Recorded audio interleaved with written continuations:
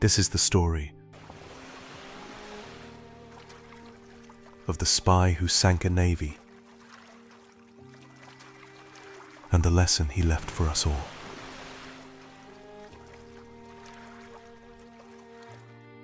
War is a monster that feeds on young men's lives. In 1941, the Mediterranean was its stage.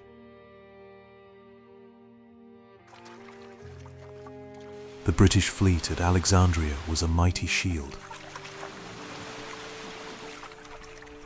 But behind that shield were thousands of sons, fathers, and brothers.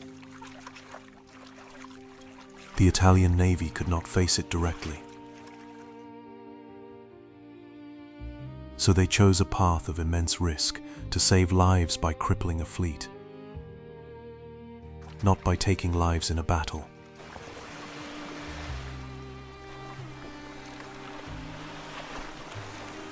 Their weapon was a testament to the human mind's creativity.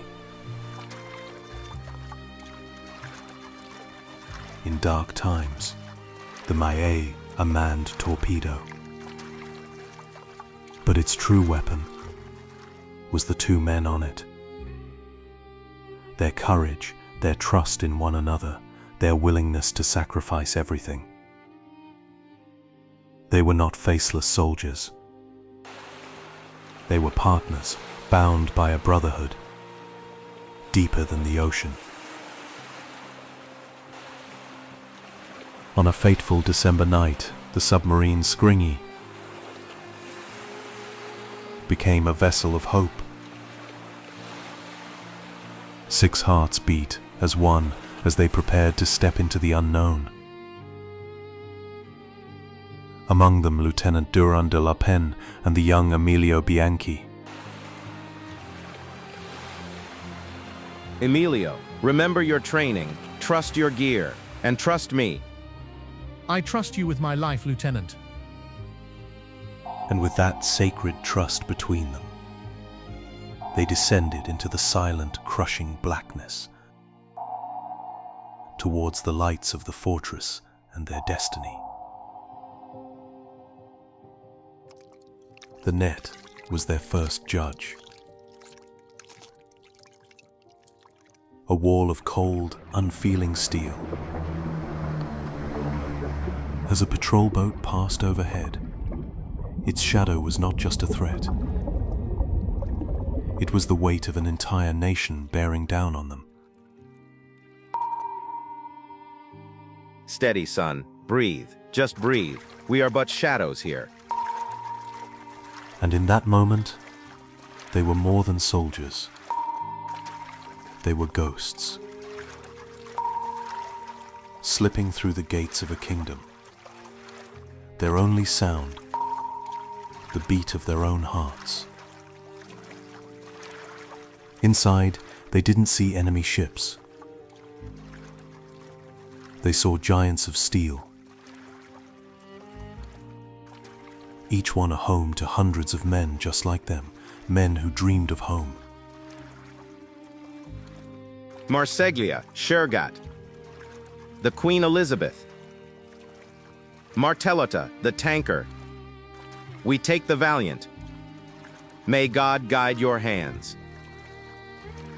They moved not with hatred, but with a heavy purpose. They were there to save lives by ending a threat. A terrible paradox of war. Emilio, go now. Your life is worth more than this iron. Alone, trapped in the mud beneath thousands of tons of steel, De la Penne did not give up. He thought of his partner. He thought of his duty. And with superhuman will, he began to drag the heavy mine through the mud. This was no longer about war.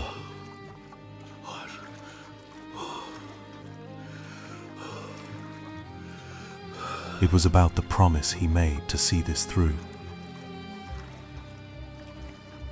For my country. For my men. He placed the charge not with malice,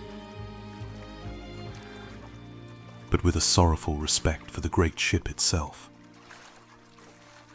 Captured, soaked, and brought aboard the Valiant, they did not feel like conquerors. They felt the solemn gaze of the very men they had come to disable. You have audacity, I'll give you that, but your war is over. Sir, for the safety of the men on this ship, I suggest you evacuate. The real event is yet to come. In that moment, he was no longer an enemy commando. He was a man warning other men of impending danger, a flicker of humanity in the heart of war. As the clocks ticked down, a strange peace fell between captor and captive. They were all just men waiting for the same fate. It is done, Lieutenant.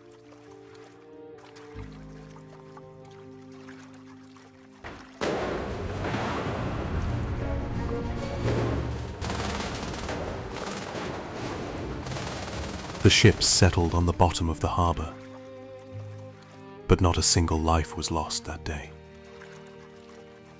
The mission was a terrifying, brilliant success. A fleet was neutralized through courage, not carnage. And in the end, that is the lesson. After the war, the British officers who had been their captors decorated the Italian commandos. Why? Because they recognized something beyond the uniform. Unparalleled bravery,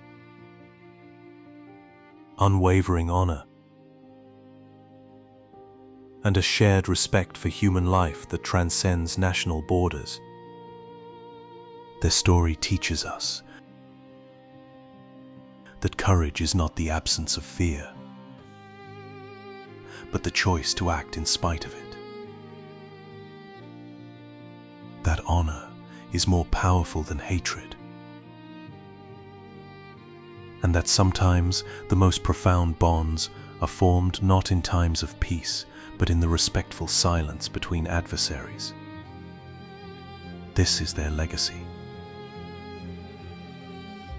a lesson for humanity. Remember their story. Share it. And may we all have the courage to choose honor. Always.